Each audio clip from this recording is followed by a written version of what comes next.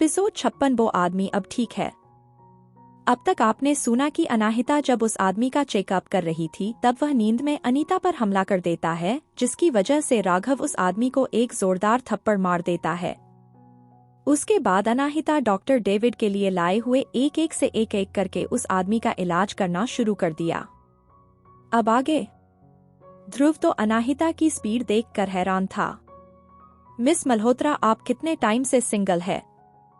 जैसे ही ध्रुव ने यह सवाल पूछा, रूम में खड़े तीनों लोग उसे घूर कर देखने लगे। सबकी नजर अपने ऊपर महसूस कर ध्रुव ने ऑकवर्डली हंसते हुए कहा, भला अरे नहीं छोड़ी मेरी बात को। कितने मिनट तक है? नीडल तो उसे साथ शरीर में रहेगी 10 मीटर। इससे पहले कि अनाहिता अपनी बात पूरी करती, उसकी सारी ताकत खत्म हो गई और उसके आंखों के आगे अंधेरा छा गया और वह पीछे की तरफ गिरने लगी।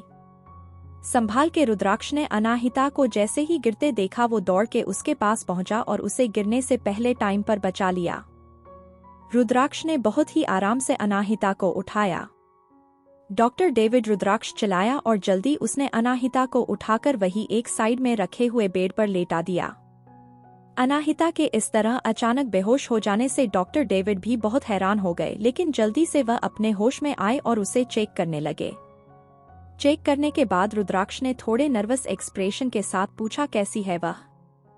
कोई सीरियस बात नहीं है, बस यह बहुत ज्यादा थक गई है। थोड़ी देर के लिए लेटने के बाद ही ठीक हो जाएगी, लेकिन अगर आपको फिर भी चिंता हो रही है तो मैं एक नर्स के भेजता हूं जो इन्हें आईवी ड्रिप लगा देगी, जिससे इन्हें जल्दी ताकत मिल जाएगी, डॉक्टर ने रुद्राक्ष को देखते हुए कहा।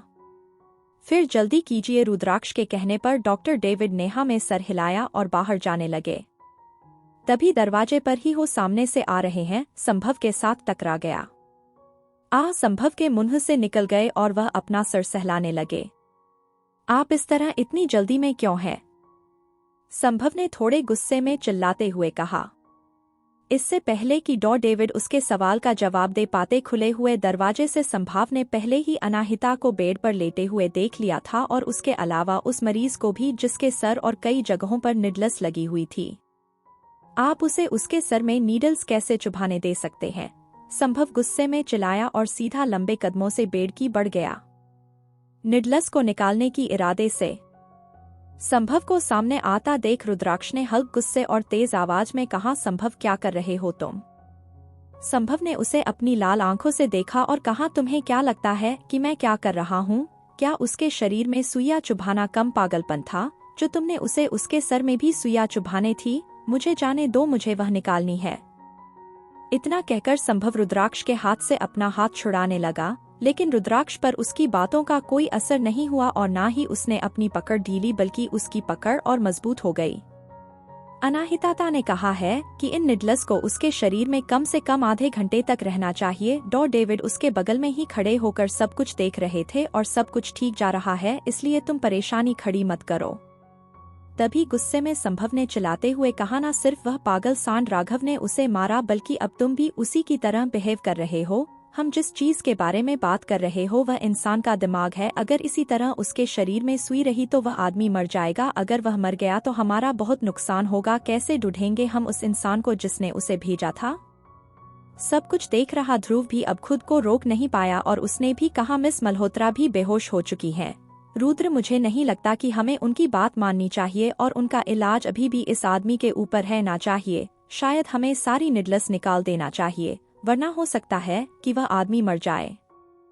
लेकिन उन दोनों की बातों का रुद्राक्ष पर कोई असर नहीं पड़ा। वह अभी भी उसी तरह एक्सप्रेशन के खड़ा था और उसने कहा, बिल्कुल भी नहीं।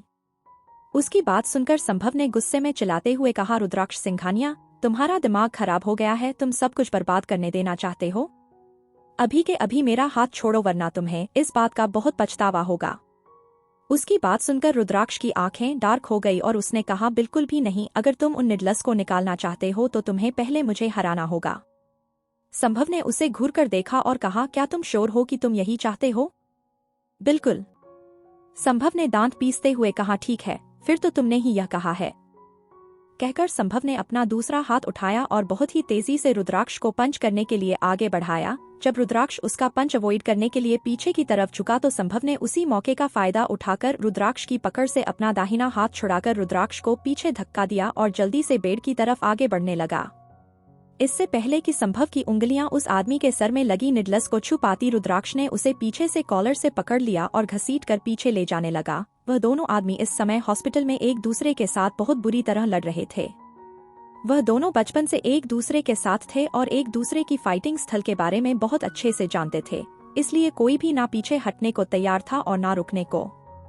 ध्रुव जो वहीं खड़ा होकर कंफ्यूजन है उन दोनों को देखे जा रहा था। फिर उसने चिल्लाते हुए कहा, तुम दोनों लड़ क्यों रहे हो? रुक जाओ अभी के अभी। लेकिन उसकी बात ना ही रुद्राक्ष और ना ही संभव दोनों में से किसी ने नहीं सुनी। लेकिन ध्रुव की आवाज सुनकर संभव को यह एहसास हुआ कि उसके पास एक मददगार है, वह है ध्रुव। इसलिए उसने रुद्राक्ष से लड़ते हुए कहा, ध्रुव जाओ जाकर निडल्स निकाल दो। मैं ध्रुव कंफ्यूज था। हाँ बेवकूफ, जाओ जाकर निकाल दे, संभव ने एक बार फिर चिल्लाते हुए कहा। एक सेकंड तक ध्रुव ने कुछ सोचा और फिर जल्दी से आदमी के बेड की तरफ बढ़ने लगा। रुद्राक्ष संभव को छोड़कर ध्रुव की तरफ बढ़ना चाहता था, लेकिन संभव ने उसे बहुत ही बुरी तरीके से पकड़ा हुआ था और पीछे की ओर खींच रहा था। जब रुद्राक्ष ने संभव के हमले को डोज किया था, उसने देखा कि ध्रुव अपने टारगेट पर पहुंच गया था। I am sorry miss Malhotra, मगर मैं इस मामले में रिस्क नहीं ले सकता, ध्रुव ने धीरे से कहा और अपनी सांस रोककर धीरे से उस हुई को छूने ही वाला था। उससे पहले ही उसे महसूस हुआ कि कोई उसे कमर से पकड़कर पीछे खींच रहा है। जब उसने सर घुमाकर पीछे देखा तो वहां डॉक्टर डेविड खड़े थे और उन्होंने एक अपॉलोजेटिक फेस के साथ कहा, I am sorry mister Oberoi, लेकिन आप उनको नहीं छू सकते। ध्रुव ने चिल्लाते हुए कहा, डैम इट, क्या तुम इस वक्त हमें धोखा दे रहे हो? अपने हाथ हटाओ, क्या तुम देख नहीं रहे हैं उस आदमी की हालत कितनी खराब है? हम उस आदमी को कुछ होने नहीं दे सकते, इसलिए मुझे जाने दो। डॉक्टर डेविड ने सॉरी फेस के साथ ध्रुवक को देखा, लेकिन फिर भी उसने उस पर अपनी पकड़ ढीली नहीं की। संभव को उम्मीद भी नहीं थी कि डॉक्टर डेविड ऐसी हरकत करेंगे। उसने गुस्से में चिल्लाते हुए कहा, डॉक्टर डेविड, आपको समझ में आ रहा है कि आप क्या कर रहे हैं? डॉ डेविड ने उन्हें देखते हुए कहा, देखिए मिस्टर सिंह, मुझे पूरा भरोसा है कि यह एक पंचर थेरेपी काम करेगी। एक बार मुझ पर भरोसा कर लीजिए। क्या तुम्हें यहाँ पर फेलियर की कीमत पता है? क्या तुम्हें पता भी है कि आदमी हमारे लिए कितना जरूरी है? उस इंसान के शरीर में निडल जाना ठीक है, लेकिन उसके सर में नीडल्स डालने से वह मर सकता है। नहीं, इसके आगे डॉक्टर डेविड कुछ कहते उससे पहले ही बेड पर लेटा हुआ आदमी होश में आ गया और जोर जोर से खांसने लगा। उस आदमी को होश में आता देख सब लोग अपनी जगह पर जम गए और बेड की तरफ देखने लगे। वह आदमी अपनी नीली आंखों से आसपास देख रहा था। उसने इंग्लिश में पूछा, मैं कहाँ हूँ? उसकी आवाज बहुत ही क्लियर थी और उसके शब्द बिल्कुल साफ। उसका सवाल सुनकर सब लोग हैरान हो गए। उन्हें यकीन ही नहीं हो रहा था कि वह आदमी ठीक हो गया है। उस आदमी को देखते ही डॉक्टर डेविड ने ध्रुव को छोड़ा और दूर को पूरी इग्नोर करते हुए उस आदमी के पास जाकर कहने लगा, इस वक्त तुम कैसा महसूस हो रहा है? उस आदमी ने थोड़ी मुश्किल से कहा, मुझे बहुत दर्द हो रहा है। यह कौन सी जगह है? उसके बगल में खड़े डॉक्टर डेविड भी ने पूछा, क्या तुम्हें मेरे सवाल समझ में आ रहा है? तुम पहले की तरह नॉर्मल हो गए हो। मैं क्यों नहीं आऊंगा और मैं यहाँ कैसे आया? क्या मुझे समुद्र में नहीं होना चाहिए? उस आदमी की यह बात सुनते ही डॉक्टर डेविड ने खुशी से मुस्कुराकर पीछे खड़े संभव की तरफ देखा और कहा, देखिए बिल्कुल ठीक से बात कर रहा है, यह बिल्कुल ठीक हो चुका है। भले ही हम इसके 7 दिन तक जीने की बात नहीं कर सकते या फिर ज्यादा दिनों सबकी ठीक रहेगा या नहीं रहेगा, इसकी बात मैं नहीं बता सकता, लेकिन आपको आपके सवालों के जवाब मिलने में कोई प्रॉब्लम नहीं होगी। वही संभव अपनी जगह पर खड़ा था। उसके गोल्डन फ्रेम के चश्मे के अंदर उसकी आंखें बड़ी बड़ी हो गई थी। ऐसा कैसे हो सकता है? ध्रुव जो आदमी के बेड से ज्यादा दूर नहीं खड़ा था, उसने जल्दी से रिएक्ट किया और नॉर्मल हो गया। वहीं दूसरी तरफ रुद्राक्ष ने अपने हाथ को देखा और फिर संभव को, जिसने अभी भी उसका हाथ पकड़ा हुआ था, और फिर कहा, क्या तुम अब मुझे जाने दोगे? संभव ने वही किया जो रुद्राक्ष ने कहा और वह भी मुंह खोले सामने की तरफ देखे जा रहा था।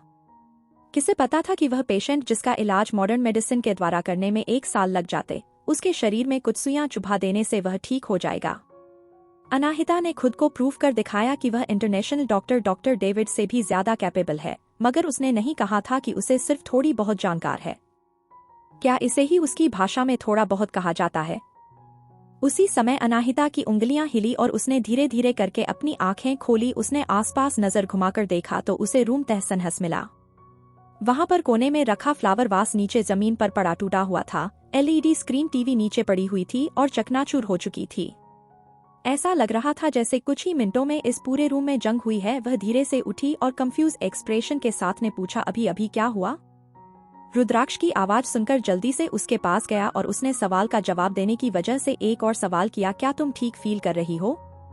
अनाहिता ने अपना सर हाँ में हिलाया और वह कुछ कहने वाली थी उससे पहले ही उसके सामने रखे बेड पर जो आदमी था वह चिल्लाया, यह सब हो क्या रहा है। लेकिन उसके आगे वह कुछ कहता उससे पहले ही संभव उसके पास गया और अपनी 2 उंगलियां उसके कान के पास रखी और कुछ इस तरह ट्विस्ट किया कि 2 सेकंड के अंदर ही वह आदमी बेहोश होकर वहीं गिर गया। अनाहिता तो हैरान हो गई, लेकिन जल्दी से उसने खुद को संभाला और कहा, क्या उस आदमी को होश आ गया? हाँ, रुद्राक्ष ने संभव की तरफ देखकर एक मीनिंगफुल एक्सप्रेशन के साथ कहा, सिर्फ और सिर्फ तुम्हारी वजह से, वरना उसे ठीक होने के लिए हमें कम से कम 1 साल का इंतजार करना पड़ता। रुद्राक्ष की बातों का मतलब समझकर संभव ने अपनी नजर झुका ली और जल्दी से अपना फोन निकालकर किसी को कॉल करके कहा, कुछ लोगों को भेजो ऊपर 13th फ्लोर पर और आदमी को वापस मेरे घर पर लेकर जाओ। अब जब वह आदमी नॉर्मल हो चुका था तो वक्त आ गया था उनकी इंटेरोगेशन फिर से स्टार्ट करने का। आगे कहानी में क्या होगा जानने के लिए सुनते रहिए mystery girl and a rude hero, और कमेंट और लाइक जरूर कीजिए जिससे हमें प्रोत्साहन मिले। धन्यवाद। एपिसोड 57, आपकी होने वाली बहू के साथ हो। अब तक आपने सुना कि अनाहता हॉस्पिटल में आकर एक्यूपंक्चर के जरिए उस आदमी का ट्रीटमेंट करती है जिस पर किसी को कोई भरोसा नहीं होता, लेकिन अनाहिता का ट्रीटमेंट सचमुच काम कर जाता है और वह आदमी पूरी तरह से ठीक हो जाता है, जिसे देखकर सब लोग हैरान हो जाते हैं। अब आगे डॉक्टर डेविड भी अनाहिता से बहुत खुश थे। वह जल्दी से मुस्कुराते हुए अनाहिता के पास आए और उन्होंने इसकी तारीफ करते हुए कहा, तुम सचमुच मेडिकल फील्ड में एक जीनियस हो। मेरे दोनों टीचर्स बिल्कुल सही थे कि ट्रेडिशनल आयुर्वेदिक दवाइयाँ बहुत काम की है और मॉडर्न मेडिसिन को उससे बहुत कुछ सीखने की जरूरत है। सच कहूँ तो मैं इसके बारे में शुरू में अच्छा नहीं सोचता था। मुझे लगता था कि वह लोग सिर्फ अपना टाइम वेस्ट कर रहे हैं इंडिया आकर इतना सब कुछ रिसर्च करने में, मगर अब मुझे एहसास हो गया है कि मैं कुछ ज्यादा ही खुद को समझ रहा था, बल्कि वह लोग सही थे। डॉक्टर डेविड की बात सुनकर अनाहिता ने बहुत ही शांत पर सिंपल लहजे में उन्हें जवाब दिया, आपकी बात सही है कि मॉडर्न मेडिसिन को आयुर्वेदिक दवाइयों से बहुत कुछ सीखने की जरूरत है, लेकिन मेरे हिसाब से दोनों मेडिसिन का अपना अपना एक अलग नेचर है। जिस तरह से लोग आज आयुर्वेदिक दवाइयों को नीचा देखते हैं और बिना उनकी काबिलियत जाने उन्हें बेकार समझ लेते हैं, वह नाइंसाफी है। अगर आप इस फील्ड में और विश्वास करेंगे तो आप और जानकारी मिलेगी। जब संभव ने अनाहिता की बातें सुनी तो वह और शर्मिंदा हुआ, लेकिन उसमें इतनी हिम्मत नहीं थी कि वह अपनी खुद की गलती मानता है।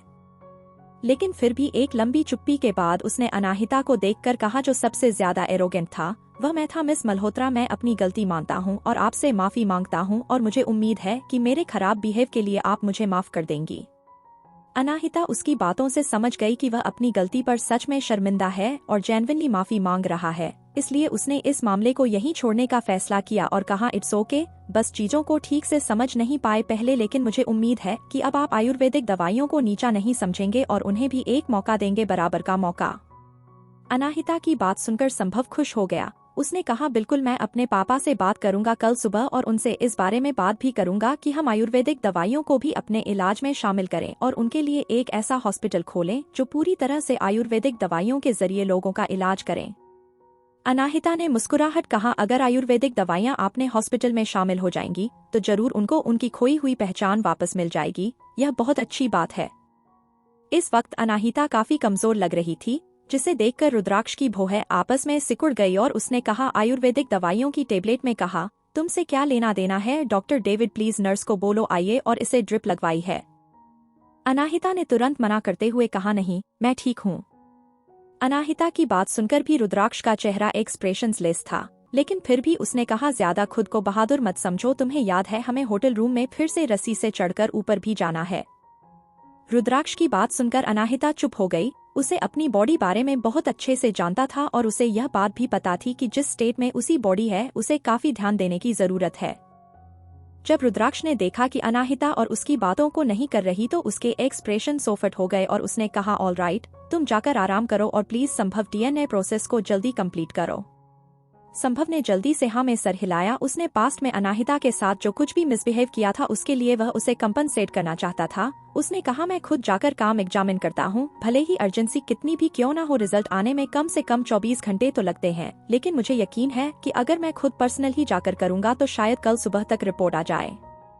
थैंक यू, अनाहिता ने कहा, आपने हमारी बहुत आपकी है तो मैं आपके लिए इतना तो कर ही सकता हूँ, संभव ने कहा और फिर बेड पर लेटे हुए आदमी की तरफ देखते हुए कहा, वैसे हम इस आदमी के शरीर से सुइयां कब निकाल सकते हैं? ध्रुव जो वहीं साइड में खड़ा था उसने अपना मुंह बना लिया, क्योंकि अभी यही सवाल वह अनाहिता से पूछने वाला था।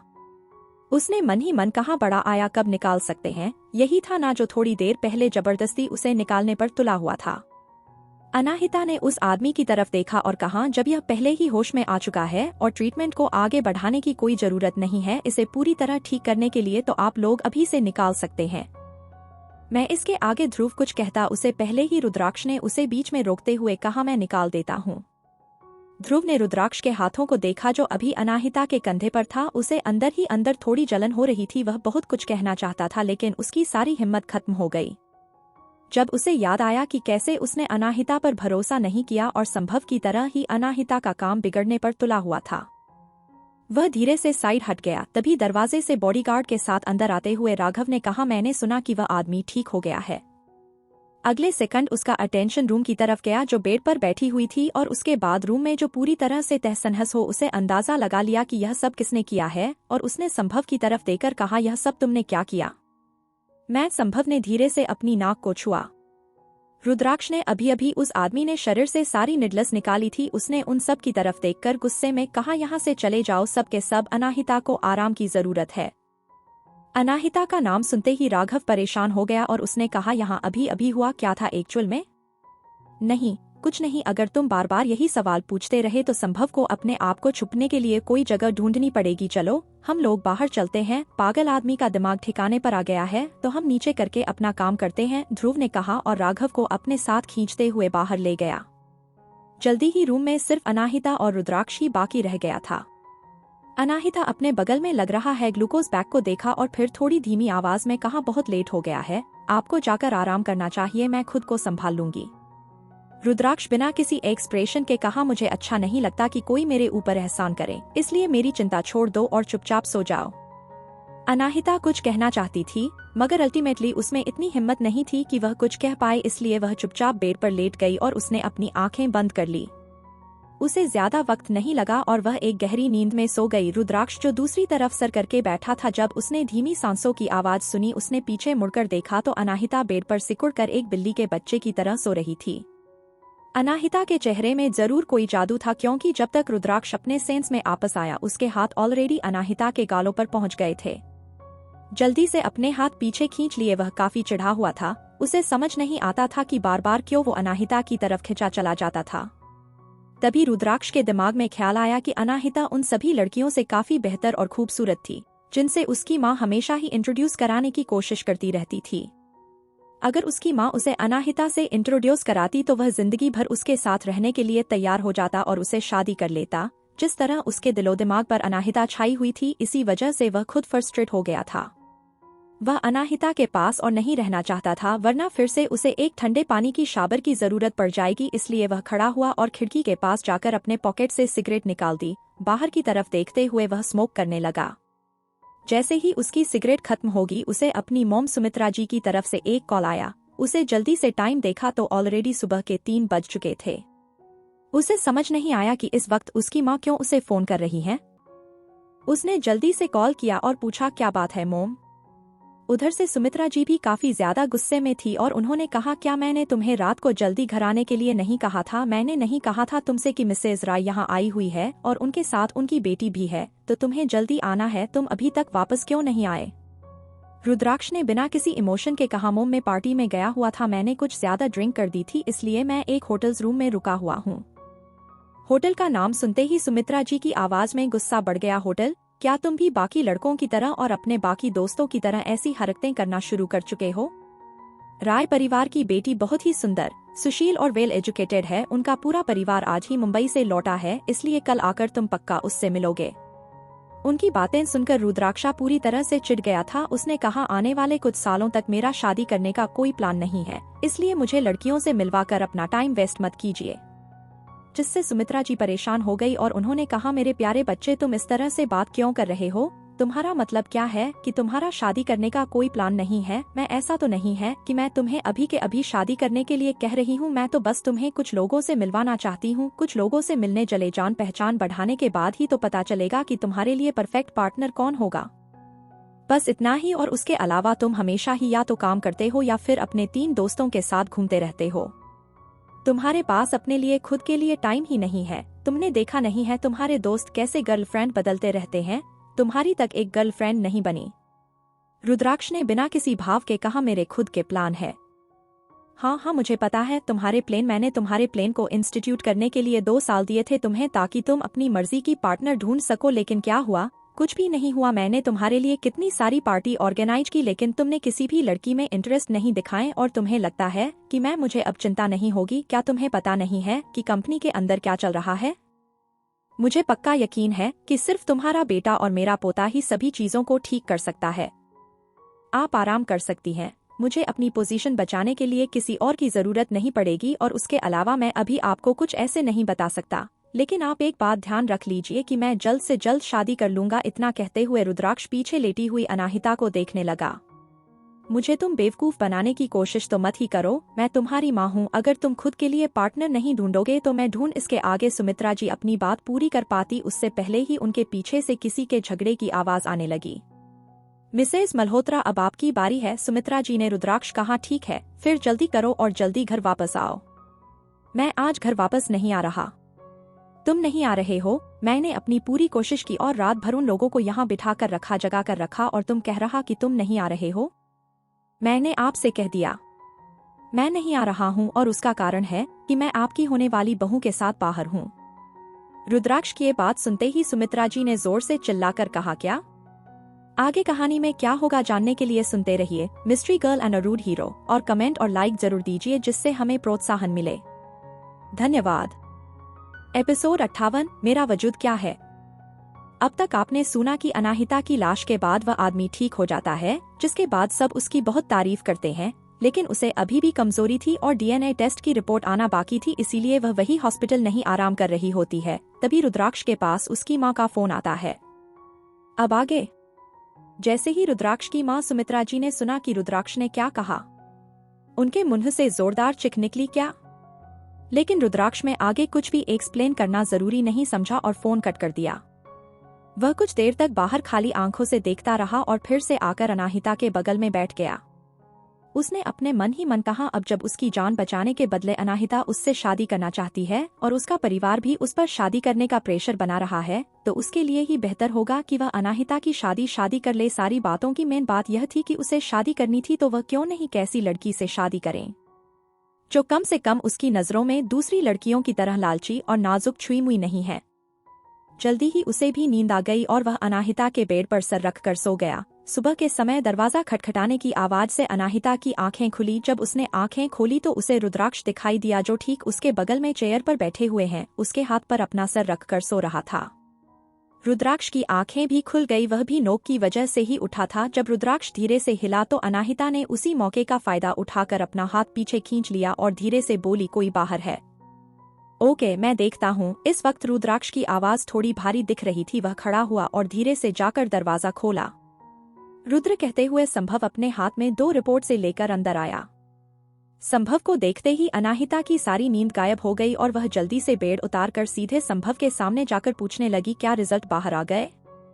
संभव ने हाँ में सर हिलाया और मिक्स फीलिंग्स से अनाहिता को देखने लगा और फिर उसने पूछा, बुरा मत मानना, मैं यह बात तुमसे पूछना नहीं चाहता था, मगर एक बाल तो तुम्हारा था जो तुमने मेरे सामने खुद तोड़ कर दिया था। क्या दूसरा सैंपल तुम्हारे पिता हिमेश मल्होत्रा का था? अनाहिता ने बिना किसी हिचकिचाहट के हाँ मैं सर हिलाया और कहा, हाँ तुम बिल्कुल सही कह रहे हो। संभव अनाहिता की बात थोड़ा परेशान हो गया और उसने कहा, लेकिन रिजल्ट मुझे नहीं पता कि तुम्हें कैसे बताना है, इसलिए तुम खुद ही देख लो ना। कहकर उसने रिपोर्ट से अनाहिता के हाथ में दे दी। उस रिपोर्ट को खोलते वक्त अनाहिता काफी परेशान थी और उसका हाथ थोड़ी थोड़ी कांप रहे थे। जैसे जैसे उसने रिपोर्ट पढ़ी वैसे वैसे उसके एक्सप्रेशन बदलते जा रहे थे। रिपोर्ट के अनुसार उसका डीएनए हिमेश मल्होत्रा से बिल्कुल भी मैच नहीं होता था, जिसका साफ मतलब था कि हिमेश मल्होत्रा से उसका किसी तरह का कोई खून का रिश्ता नहीं था। यह कैसे हो सकता है? अनाहिता का चेहरा, जो अच्छी नींद लेने की वजह से पूरी तरह फ्रेश दिख रहा था, वह रिपोर्ट पढ़ने के बाद फिर से पीला पड़ गया। उसने यह टेस्ट सिर्फ इसलिए कराया था क्योंकि रुद्राक्ष ने इस बारे में उसे 2 बार कहा था, और उसका एक कारण यह भी था कि हिमेश मल्होत्रा ने उससे ऐसी घटिया चीज करने के लिए कही थी। अपने दिल में कभी इसलिए शक आने ही नहीं दिया कि हिमेश मल्होत्रा उसका सगा पिता नहीं होगा, लेकिन जो यह रिपोर्ट्स कह रही थी वह उसकी सोच के बिल्कुल उलट था। उसे हमेशा ही लगा था कि एक हिमेश मल्होत्रा ही है इस पूरी दुनिया में जिससे उसका खून का रिश्ता है, लेकिन हिमेश मल्होत्रा का भी उससे कोई रिश्ता नहीं है, तो आखिर वह है कौन? यही सवाल उसके दिमाग में बार बार चल रहा था। अगर उसके दिमाग में अपने बचपन की कुछ सुनहरी यादें और अपनी माँ की बातें नहीं होती तो यह रिपोर्ट देखने के बाद उसे इस बात पर भी शक होता कि क्या वह सचमुच सीता राठौर की बेटी अनाहिता है भी या नहीं। वही अनाहिता के बगल में खड़े रुद्राक्ष ने भी साइड से रिपोर्ट्स में क्या लिखा है वह देख लिया था। उससे भी यह रिपोर्ट जानकर हैरानी हुई, लेकिन उसे यह बात लॉजिकल भी लगी। हिमेश मल्होत्रा जैसे इंसान जो इतने में लालची और घटिया है, उसकी अनाहिता जैसी परफेक्ट और अच्छे दिल वाली बेटी होना नामुमकिन है। उसके हिसाब से अनाहिता परफेक्ट थी जिसका मुकाबला कोई नहीं कर सकता था, और उसके अलावा जब सीता राठौर जिंदा थी तो पूरे मुंबई शहर में उनके बारे में भी कई तरह की अफवाह फैली हुई थी। रुद्राक्ष ध्यान से अनाहिता के एक्सप्रेशन देखें। उसके बाद उसने कहा, आखिरकार उदास मत हो सकता है कि इसमें भी कोई अच्छी बात हो। अनाहिता ने अपने होठों को अपने दांतों से काटा और उसकी तरफ देखते हुए कहा, मैं उदास नहीं हूँ, लेकिन मुझे समझ नहीं आ रहा कि इस मामले में मुझे फिर कैसे रिएक्ट करना चाहिए। मैं उनकी बायोलॉजी बेटी नहीं हूँ, तो क्या ऐसा हो सकता है कि मेरी मॉम भी मेरी बायोलॉजिकल मॉम नहीं थी?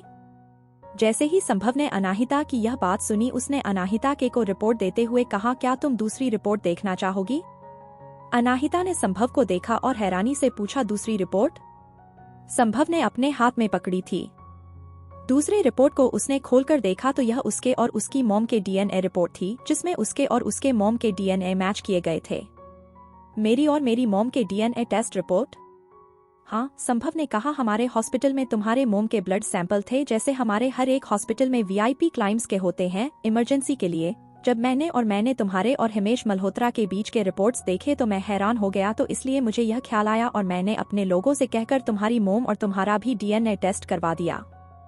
अनाहिता महसूस कर सकती थी कि इस वक्त उसका दिल कितनी तेजी से धड़क रहा था। अगर उसे पता चलता है कि उसकी माँ भी उसे जन्म देने वाली असली माँ नहीं थी तो यहाँ आने का उसका सारा मकसद बेकार हो जाता, बल्कि उसके वजूद पर भी सवाल उठ जाते। उसने अभी तक रिपोर्ट खोलकर देखी नहीं थी, उसमें इतनी हिम्मत ही नहीं हो रही थी कि वह उस रिपोर्ट को खोल सके। 2 मिनट की शांति के बाद उसने एक गहरी सांस छोड़ी और तब जाकर उसने में इतनी हिम्मत आई, उसने वह रिपोर्ट खोली। उस रिपोर्ट में लिखा हुआ था कि उसका और उसकी मां का डीएनए 99.99% मैच कर रहा था। इसका मतलब सीता राठौर सचमुच उसकी बायोलॉजिकल मदर थी। यह पढ़ते ही अनाहिता ने गहरी सांस ली।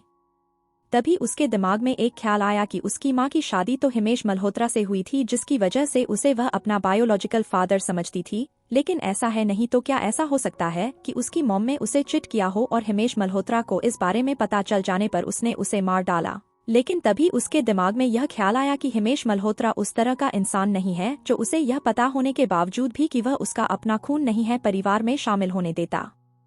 सारी बातें सोच सोच कर अनाहिता का दिमाग फटने लगा। अब उसे समझ में आ गया था कि अब उसके पास एक और मिस्ट्री है सॉल्व करने के लिए। वह लौटी थी अपनी माँ की मौत का राज जाने के लिए, लेकिन अब उसे इस बात को भी ढूंढना है कि उसका असली पिता कौन थे। उसका दिमाग पूरी तरह से खराब हो गया था। तभी संभव ने चुप्पी तोड़ते हुए कहा, अभी भी सुबह ही है, तुम दोनों बातें करो, तब तक मैं देख लेता हूँ कि हमारे आदमियों ने उस आदमी से कौन सी काम की जानकारी निकलवाई है या नहीं। इतना कहकर संभव रूम से बाहर चला गया। उसने दरवाजा बंद कर दिया। अब उस रूम में अनाहिता रुद्राक्ष अकेले थे। अपने चेहरे पर एक सार्कास्टिक स्माइल लाते हुए अनाहिता ने रुद्राक्ष को देखा और कहा, तुम जरूर सोच रहे होगे कि मैं एक मजाक हूँ ना। मैं सीता राठौर की बेटी बनकर रह पाई और अब मुझे पता चला कि मैं मल्होत्रा परिवार की बेटी भी नहीं हूँ, मैं बस एक नाजायज औलाद हूँ। अनाहिता की बातें सुनकर रुद्राक्ष के एक्सप्रेशन सख्त हो गया। बिना किसी एक्सप्रेशन रुद्राक्ष ने उसे सही करते हुए कहा, मुझे पहले नहीं पता था कि तुम कौन हो और कौन नहीं हो। अगर तुम किसी की नाजायज औलाद होगी तो मुझे कोई फर्क नहीं पड़ता, तुम पहले भी वही थी और अब भी वही हो मेरे लिए। यह कहते हुए रुद्राक्ष की हमेशा कोल्ड रहने वाली आंखें इस वक्त अनाहिता के लिए बहुत ही नर्म दिखाई दे रही थी। हमेशा रुद्राक्ष जो अपने ही एटीट्यूड में रहता था, उसकी बातें सुनकर कहीं ना कहीं अनाहिता को बहुत अच्छा महसूस हो रहा था और उसकी बातों ने उसे फिर से याद दिला दिया था कि वह हमेशा ही अनाहिता रहेगी। उससे फर्क नहीं पड़ता कि वह किसकी बेटी है और किसकी नहीं। तभी रुद्राक्ष ने अपनी बात आगे बढ़ाते हुए कहा, हम अपने पेरेंट्स और फैमिली बैकग्राउंड को जज नहीं कर सकते और तुम जो कोई भी हो उसमें तुम्हारी कोई गलती नहीं है। वह बड़े लोग होते हैं जो गलतियां करते हैं। नीचे की तरफ देखते हुए अनाहिता ने कहा, लेकिन मुझे जहां तक याद है मोम उस तरह के इंसान नहीं थी। मुझे नहीं पता क्यों और कैसे यह सब हुआ। उसकी बात सुनकर कुछ सेकंड के लिए रुद्राक्ष चुप हो गया और फिर उसने कहा, क्यों नहीं, तुम्हारे मॉम के बारे में कुछ ऐसी बातें हैं जो मुझे लगता है कि तुम्हें जाननी चाहिए। मैंने यह बात तुम्हें पहले नहीं बताई क्योंकि मुझे लगा कि अगर मैं तुम्हें ही बताऊंगा तो कहीं तुम हर्ट ना हो जाओ।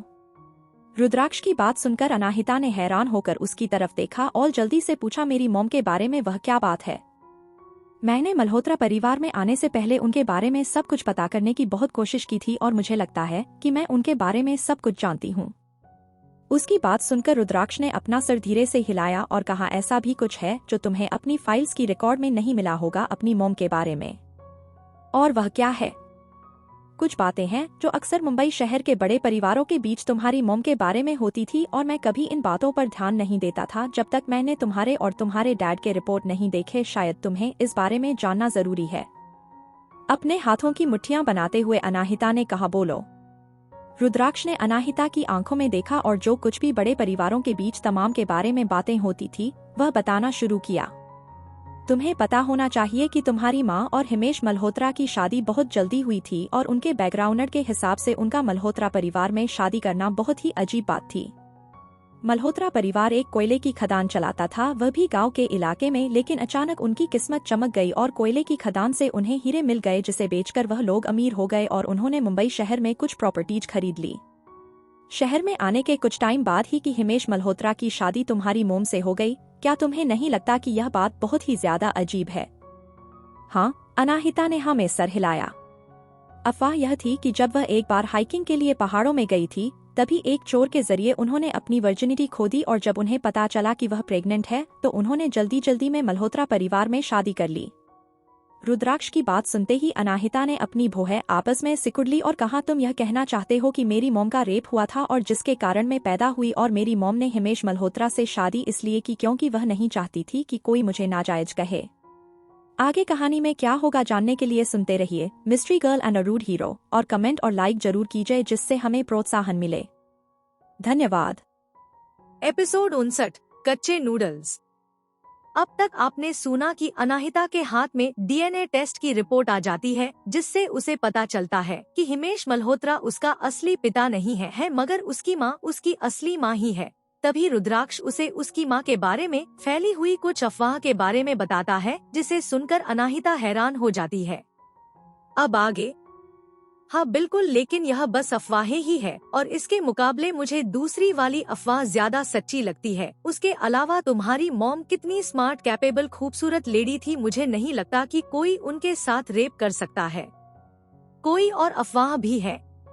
हाँ, कुछ लोग यह भी कहते हैं कि तुम्हारी मॉम अपने कॉलेज के दिनों में किसी आदमी से प्यार करती थी जिसका फैमिली बैकग्राउंड बहुत ज्यादा बड़ा था, लेकिन जब उस आदमी के परिवार वालों ने तुम्हारी मॉम से शादी करने के लिए आदमी को इनकार कर दिया तो उन्होंने तुम्हारी मॉम को छोड़ दिया और तुम्हारी मॉम अबॉर्शन नहीं कराना चाहती थी और न ही अपने बच्चे को कुछ करना चाहती थी, इसलिए उन्होंने एक दूसरा रास्ता चुना और एक छोटे से परिवार मल्होत्रा परिवार के बेटे हिमेश मल्होत्रा से शादी कर ली। रुद्राक्ष की यह बात सुनकर अनाहिता और कंफ्यूज हो गई। उसने सवाल पूछा, 20 से 22 साल पहले राठौर कंपनी बहुत बहुत आगे बढ़ गई थी क्योंकि मेरी मॉम बहुत कैपेबल थी, उन्होंने ही कंपनी को आगे तक पहुंचाया था और उसके अलावा राठौर परिवार को मुंबई शहर के 4 बड़े खदानों के बराबर बिना जाने लगा था। वह इंडिया 5वीं सबसे बड़ी फैमिली बन गई थी। ऐसा कौन सा इंसान हो सकता है जो ऐसी औरत को छोड़ दे, और ऐसी कौन सी फैमिली थी जो इतने कैपेबल होने के बावजूद भी उनको नहीं अपना रही थी? मुझे इस बारे में कुछ नहीं पता। फिर रुद्राक्षी हिचकिचाहट के साथ कहा, मैंने सुना है कि उस टाइम पर मेरी मॉम और तुम्हारी मॉम बहुत अच्छे दोस्त हुआ करते थे। जी सच, कितना भी उलझा हुआ क्यों ना हो, अगर हम कोशिश करें तो शायद मेरी माँ की मदद से हमें कोई क्लू मिल जाए। अनाहिता ने रिक्वेस्ट करते हुए कहा, प्लीज मुझे तुम्हारी मॉम से मिलना है। अनाहिता की बात सुनते ही रुद्राक्ष के दिल ने एक एक धड़कन छोड़ दी। वह इसके लिए अभी तैयार नहीं था।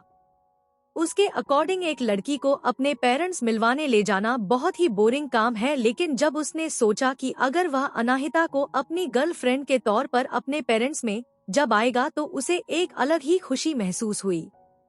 मैं क्या फालतू बात सोच रहा हूँ, यह कहकर रुद्राक्ष ने अपना ख्याल झटक दिया।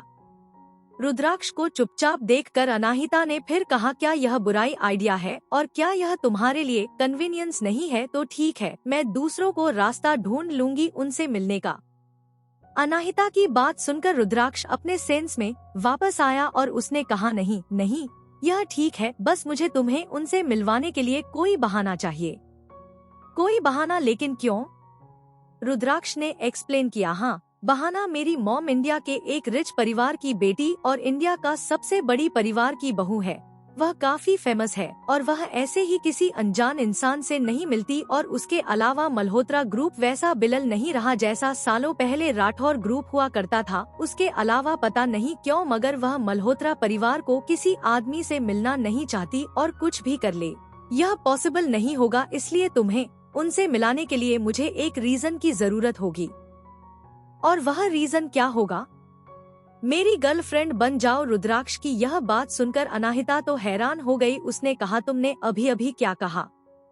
उसने बिना किसी एक्सप्रेशन के कहा, मैं सच सच तुम्हें बता रहा हूँ, मेरी मॉम पिछले कुछ महीनों से मुझे लगातार ब्लाइंड डेट पर भेजने के लिए फोर्स करती रहती है, लेकिन मुझे इन सब में कोई इंटरेस्ट नहीं है। अगर तुम मेरी गर्लफ्रेंड होने का नाटक करो तो इससे हमारी बहुत सारी प्रॉब्लम सॉल्व हो जाएगी, और तुम अगर मेरी गर्लफ्रेंड होगी, यह बात मोम को पता चले तो वह डेफिनेटली तुमसे मिलेंगी। उसकी बात सुनकर अनाहिता किसी गहरी सोच में चली गई। यह बहुत ज्यादा कॉम्प्लिकेटेड होने वाला था।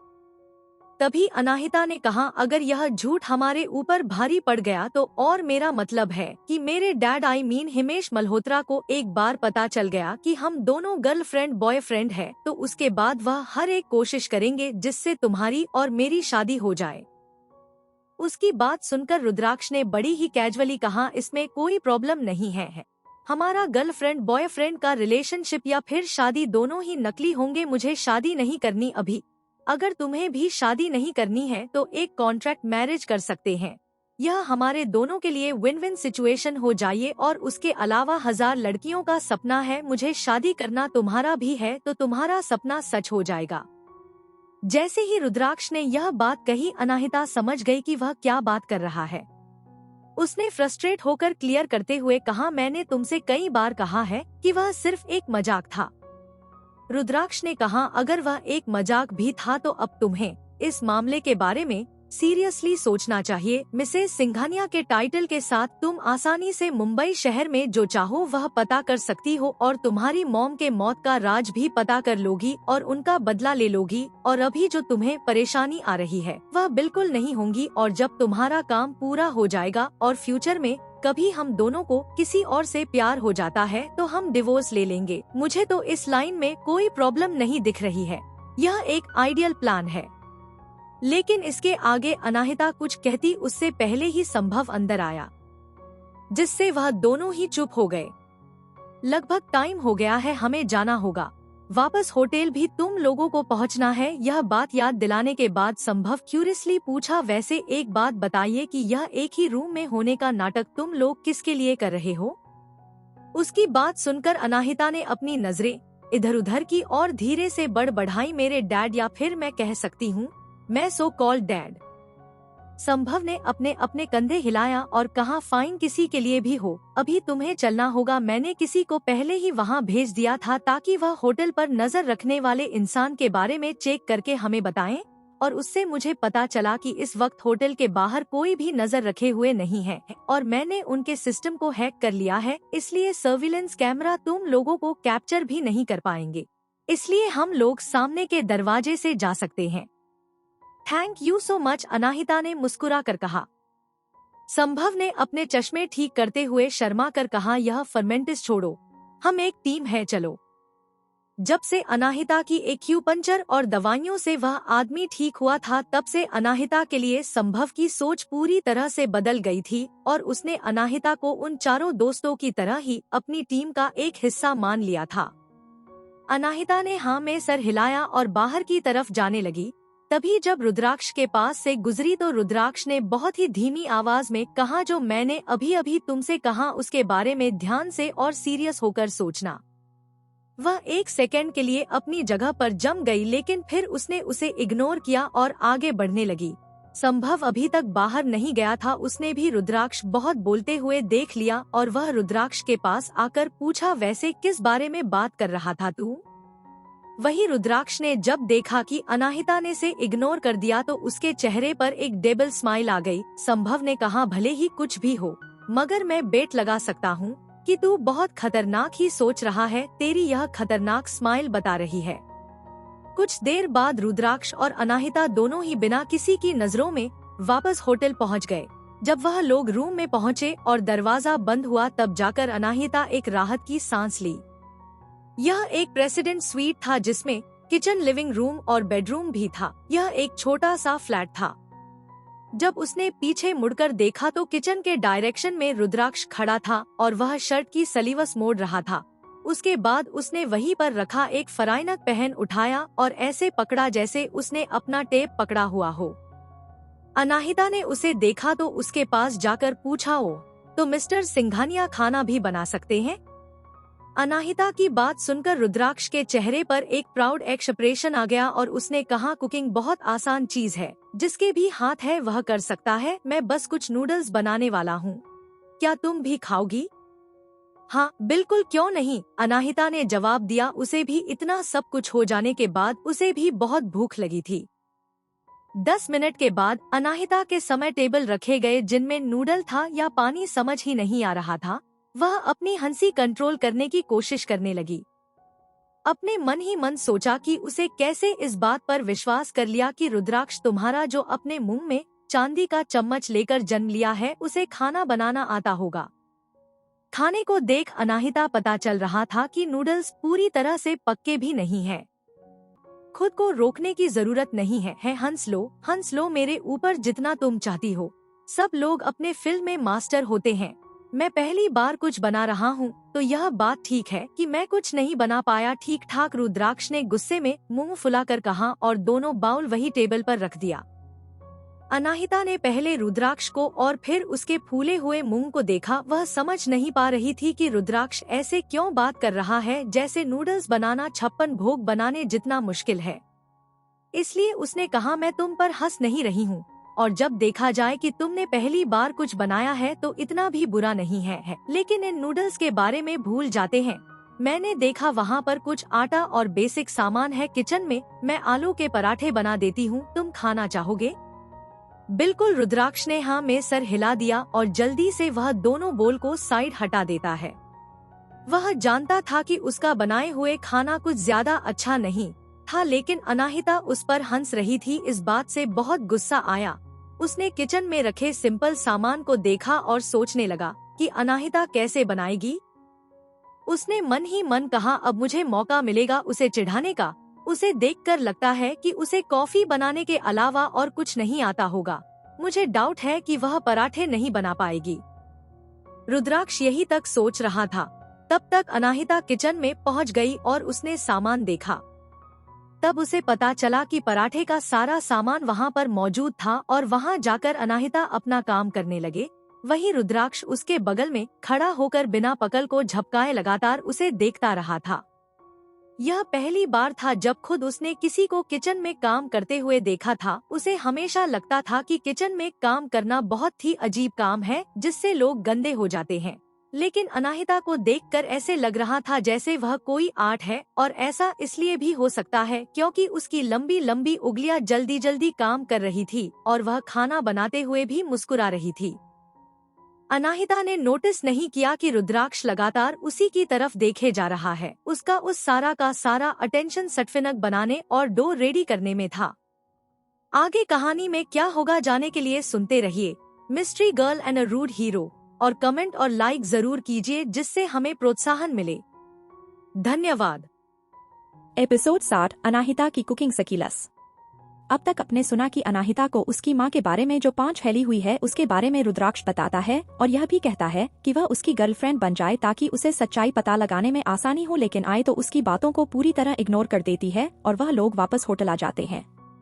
अब आगे रुद्राक्ष लगातार अनाहिता को खाना बनाते हुए देख रहा था। ऐसा लग रहा था जैसे अनाहिता इन सभी कामों में माहिर है, इसलिए वह खुद को रोक नहीं पाया और उसने पूछा, क्या तुम यह काम अक्सर करते रहती हो? तुम ऐसा कह सकते हो? मैं दरअसल किसी और दूसरी देश मेरा मतलब है कि गांव में मैं रहने के लिए गई थी तो मुझे अपने लिए खाना खुद ही बनाना पड़ता था। पराठे सबसे आसान चीज लगती है मुझे बनाने के लिए, जो थोड़ी देर में बनकर तैयार हो जाते हैं और तैयार होने के तुरंत बाद ही तुम खा भी सकते हो। OIC रुद्राक्ष ऐसे नाटक के जैसे उसने अनाहिता के स्लिप ऑफ टंग को नहीं पहचाना और उसके बाद उसने भी आटा लिया और अनाहिता जैसे जैसे कर रही थी उसकी कॉपी करने लगा। भले ही 2 से 3 बार उसने चीजें बिगाड़ दी, लेकिन आखिर में वह कुछ ठीक ठाक पराठे बनाने में कामयाब हुआ। बिना किसी बात के दोनों आराम से वही खड़े होकर पराठे बेलने लगे। के बात यह थी कि ऐसा काम करते हुए भी रुद्राक्ष बिल्कुल बोर नहीं हो रहा था। इनफैक्ट अनाहिता के साथ यह पल बिताना वह काफी एंजॉय कर रहा था। थोड़ी देर में अनीता ने सारे पराठे बना दिए और वह खाने के लिए तैयार थे। Let me try your masterpiece, इतना कहकर रुद्राक्ष ने पराठे का एक टुकड़ा लिया और मुंह में रख लिया। अनाहिता नहीं हर चीज एकदम परफेक्ट कर रही थी, लेकिन रुद्राक्ष को अभी भी यकीन था कि कुछ ना कुछ कमी तो होगी ही, क्योंकि रुद्राक्ष ने हमेशा से ही वर्ल्ड क्लास को खाना खाया है। और इसके अलावा उसने ग्रुप के अंदर एक ऐसी कंपनी भी आती थी जहां ऐसा खाना बनाया जाता था, खासकर के अलग अलग तरह के फ्रोजन पराठे जिन्हें इंसान खरीद कर घर ले जाकर गर्म करके खा सकता है, और वह काफी महंगे होते थे और काफी अच्छे भी। उन सभी चीजों को मार्केट में उतारने से पहले रुद्राक्ष ने उन सभी को खुद टेस्ट किया था और उसे अपने इन प्रोडक्ट्स पर काफी गर्व था। इसीलिए उसे अनाहिता के बनाए हुए खाने पर ज्यादा कोई कॉन्फिडेंट नहीं था और वह कोई कमेंट करने के लिए बिल्कुल तैयार था। लेकिन जैसे ही उसने एक टुकड़ा खाया, वह अपनी आंखें बड़ी बड़ी करके अनाहिता को देखने लगा। उसके मुंह में जो स्वाद घुल रहा था उससे वह इतना ज्यादा हैरान हो गया कि वह कुछ बोल ही नहीं पा रहा था। वह पहली बार ऐसी कोई चीज खा रहा था। उसे इतना पसंद आई थी, भले ही यह पराठे होटल के द्वारा प्रोवाइड किए गए सिर्फ थोड़े जरूरी सामानों से बनाया गया था। उसकी आंखें इस वक्त चमक रही थी। अनाहिता अभी तक नहीं खाया था, इसलिए वह कुछ नहीं बोल सकती थी। रुद्राक्ष का रिएक्शन देखकर उसने पूछा, क्या अच्छा नहीं बना है? नहीं नहीं, ऐसी बात नहीं है। रुद्राक्ष जल्दी से कहना चाहता था कि यह बहुत अच्छा बना है, लेकिन उसने खुद को और खुद की इमोशन को काबू किया और कहा कि ठीक ठाक बना है, जब मैंने खुद से बनाया है। रुद्राक्ष की बात सुनकर अनाहिता स्पीचलेस हो गई। उसने सिर्फ 1 या 2 पराठे बनाए हैं, वह भी आड़े तिरछे बनाए थे, जबकि अनाहिता इतने सारे बनाए थे और उसके अलावा वह अनाहिता के बनाए हुए पराठे खा रहा था और फिर भी कह रहा है कि वह उसका काम है। लेकिन फिर भी रुद्राक्ष एक आदमी है जो इतनी आसानी से किसी की तारीफ नहीं करने वाला, इसलिए उसने रुद्राक्ष की बात को भी एक कॉम्प्लीमेंट के तौर पर लिया और कुछ कहा नहीं, और उसने अपना सर झुकाकर खाना शुरू कर दिया। जब तक अनाहिता ने सिर्फ एक छोटा सा पराठा खाया था, तब तक उसे एहसास हुआ कि 4 पराठे ऑलरेडी खत्म हो गए हैं, जबकि एक छोटा सा पराठा रुद्राक्ष के सामने है। उसके अलावा भी रुद्राक्ष नगर प्लेट में रखे और पराठों पर है। इस वक्त रुद्राक्ष काफी क्यूट लग रहा था और उसके ऐसा रिएक्शन देखकर अनाहिता के चेहरे पर स्माइल आ गई। खाना खाने के बाद उन लोगों ने वही थोड़ी देर आराम किया और कुछ घंटों के बाद रुद्राक्ष उसके द्वारा मंगाए गए सिंपल कपड़ों को पहनकर अनाहिता होटल से बाहर निकल गई। होटल के बाहर आकर वह जैसे ही एक टैक्सी रोकने वाली थी, उससे पहले ही एक क्लब जूनियर और भी जो मल्होत्रा परिवार की थी, वह उसके सामने आकर रुकी। ड्राइवर बाहर निकला। उसने अनाहिता को ग्रीट करते हुए कहा, मिस अनाहित, सर ने मुझे इंस्ट्रक्शन दिए हैं कि मैं आपके लिए यहाँ इंतजार करूँ, आप प्लीज मेरे साथ घर चलिए। अनाहिता ने आसपास नजर घुमाई और बिना किसी एक्सप्रेशन की हाँ में सिर हिलाया और गाड़ी में जाकर बैठ गई। उसे इस बार ड्राइवर के एटीट्यूड में काफी चेंज नजर आया। जरूर हिमेश मल्होत्रा ने ही उसे कुछ कहा होगा, और उसके अलावा उसे इतना अच्छा ट्रीटमेंट इसलिए में रहा है क्योंकि वह एक काम का मोहरा साबित हुई। लेकिन यह सब उसके लिए कोई मायने नहीं रखता था। जब से उसे पता चला था कि हिमेश मल्होत्रा उसका बायोलॉजिकल फादर नहीं था, उसने खिड़की से बाहर वह जिस रूम में रुकी थी उस रूम की खिड़की की तरफ देखा। पर्दे थोड़े साइड में खिसके हुए थे, ऐसा लग रहा था जैसे वहां पर कोई खड़ा होकर उसे देख रहा है, लेकिन उसे यह अपना वहम लगा क्योंकि रुद्राक्ष उसे देखने आया होगा, यह इम्पॉसिबल। उसने अपना ध्यान वहां से हटाया और वह फिर से एक बार अपनी गहरी सोच में खो गई। वह मन ही मन सभी चीजों को जोड़ने की और अपनी प्रॉब्लम का सलूशन निकालने की कोशिश कर रही थी। उसे इस बात पर कॉन्फिडेंस था कि अगर वह अपनी रियल बायोलॉजिकल फादर को ढूंढ ले तो उसे अपनी मॉम की मौत का राज भी जल्दी ही पता चल जाएगा। जल्दी वो लोग मल्होत्रा मेंशन पहुंच गए। अनाहिता सो नहीं पाई थी। बस कुछ घंटों के लिए वह उसे हॉस्पिटल में सोई थी और मेंशन में भी 2 और लोग थे जो पूरी रात नहीं सो पाए थे। जैसे ही हिमेश मल्होत्रा को पता चला कि अनाहिता घर वापस आ गई है, वह स्टडी रूम से डायरेक्ट निकलकर नीचे आया और उसके अलावा अनीता तब भी यह खबर पहुंच गई। क्या वह वापस आ गई? अनीता को विश्वास नहीं हो रहा है ऐसा कि उसने जो सुना है वह सच है या नहीं, क्योंकि रुद्राक्ष सिंघानिया के कमरे में जाने के बाद और उसके साथ ऐसी हरकत करने के बाद अनाहिता जिंदा है और घर आ गई, यह काफी अजीब बात थी। हाउसकीपर ने हमें सिर हिलाया और कहा, हाँ मैडम, सर भी नीचे गए हैं उन्हें वेलकम करने के लिए। वेलकम, यह शब्द ही अनीता के हाथ कांपने लगे। अगर हिमेश मल्होत्रा खुद जाकर अनाहिता का वेलकम कर रहा है, इसका मतलब उसका प्लान सक्सेसफुल हो गया है और उन्होंने रुद्राक्ष को फंसा लिया है। अगर ऐसा हुआ तो अनाहिता से सामना कर पाना और उससे हराना उसके लिए बहुत मुश्किल हो जाएगा। अनीता इस वक्त बहुत ज्यादा घबराई हुई थी। उसने जल्दी से हाउसकीपर को वहां से भेजा और उसके बाद विनोद को कॉल किया और जो कुछ भी हुआ अनाहिता के बारे में वह सब बताया। मैंने तुमसे कहा था लेकिन तुमने मेरी बात पर ध्यान ही नहीं दिया। अनाहिता की खूबसूरती के हिसाब से कौन सा आदमी उसे मना कर पाएगा? विनोद ने गुस्से में चिढ़ते हुए कहा। तो अनीता ने जल्दी कहा, प्लीज विनोद, टाइम मुझे कुछ कहने का नहीं है, प्लीज जल्दी से कोई सलूशन सोचो। उसने जवाब दिया, यहाँ पर सोचने के लिए बचा क्या है, हम अपने ओरिजिनल प्लान के साथ ही चलेंगे और वैसे भी अगर यह देखा जाए तो इतना भी नहीं बुरा हुआ, वह अब रुद्राक्ष के साथ है। क्या यह बहुत ज्यादा बुरी बात नहीं है?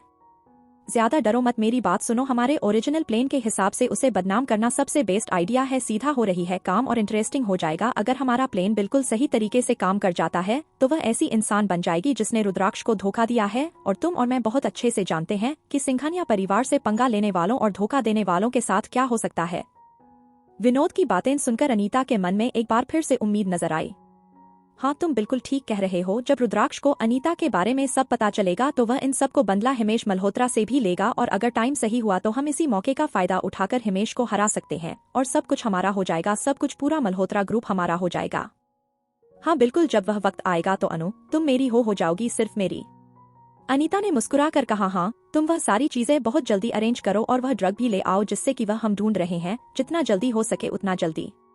ऑल राइट, मैं काम करता हूँ। विनोद कहने पर अनीता ने कॉल कट कर दिया और मुस्कुराते हुए अनाहिता को देखने नीचे चली आई। जितनी खुश वो नीचे पहुंचकर उसका चेहरा उतना ही काला पड़ गया। वहीं नीचे हिमेश मल्होत्रा बहुत ज्यादा ही खुश था। अनाहिता को देखकर कहा, माहिरा मेरी प्यारी बेटी वापस आ गई, क्या सब कुछ ठीक रहा? एक फालतू क्वेश्चन था जो सब बता सकते थे, क्योंकि अगर अनाहिता सही सलामत घर वापस आ गई है तो सब कुछ ठीक ही रहा होगा। उसने मुस्कुराकर कहा, मुझे लगता है। अनाहिता की बात सुनकर हिमेश मल्होत्रा ने फाइनली एक राहत की सांस ली, इसलिए उसने जल्दी से पूछा, क्या उन्होंने तुमसे कुछ और कहा?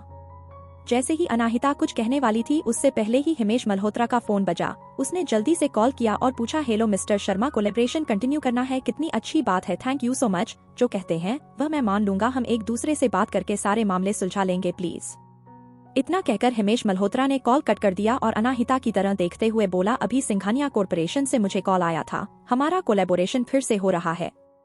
अनाहिता ने अपने चेहरे पर नकली मुस्कुराहट रखी, क्योंकि उसे ही पता था कि यह बिजनेस कोलैबोरेशन क्यों मिला है, क्योंकि उसका बदले रुद्राक्ष ने उससे वादा लिया है कि वह जब भी बोलेगा तब अनाहिता को उसके लिए पराठे बनाने होंगे।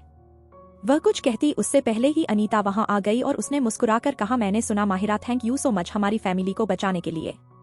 अनाहिता ने अनीता के एक्सप्रेशन स्कैन किया और उसे समझ में आया कि वह सचमुच बहुत खुश है। उसे देखकर लग नहीं रहा था कि उसकी मुस्कुराहट नकली है, तो वह समझ गई कि अनीता की खुशी का कारण क्या है। शायद उसका प्लान बहुत अच्छी तरीके से आगे बढ़ रहा है। लेकिन अनाहिता ने ऐसा नाटक किया जैसे उसे किसी बात पर शक नहीं हुआ और मुस्कुराने लगी। अगले ही सेकंड अनीता ने उसका हाथ पकड़कर कहा, मैंने कुक से कहकर तुम्हारे लिए तुम्हारा फेवरेट खाना और सूप बनाने के लिए कहा गया है। तुम्हें थका हुआ देखकर मुझे बहुत गिल्ट हो रहा है। अनीता की बातें अनाहिता बिल्कुल समझ रही थी। वही हिमेश मल्होत्रा ने जब देखा कि अनीता अनाहिता के साथ इतना अच्छा बिहेव कर रही है तो वह और खुश हो गया। उसने भी कहा, बेटा जाओ फ्रेश होकर खाना खाओ, हम बाद में बात करेंगे। इतना कहकर उसने प्यार से अनीता का हाथ पकड़ लिया। अगर 65 होता तो यह सीन देखकर अनाहिता को बहुत गुस्सा आता, क्योंकि उसे अपनी माँ के लिए बुरा लगता। लेकिन अब जब उसे पता था कि हिमेश मल्होत्रा उसका रियल फादर नहीं है तो उसके अंदर कैसे कोई इमोशंस नहीं है। इसीलिए उसने मुस्कुराकर कहा, और मैं जाती हूँ खाना खाने। उसे मन ही मन कहा, यह दोनों एक दूसरे को डिजर्व करते हैं, एक धोखेबाज दूसरा मक्कार और लालची। यही सब सोचते हुए वह अनाहिता पहले अपने रूम में गई और फ्रेश होकर किचन की तरफ बढ़ गई और खाना खाने लगी, क्योंकि उसे पता था कि खाने में कोई गड़बड़ नहीं होगी, क्योंकि अनीता कोई पागल नहीं थी जो उसके द्वारा बनाए गए खाने में ही कुछ डाल दे ताकि सारा शक उसी पर जाए। आगे कहानी में क्या होगा जानने के लिए सुनते रहिए mystery girl and a rude hero, और कमेंट और लाइक जरूर कीजिए जिससे हमें प्रोत्साहन मिले। धन्यवाद।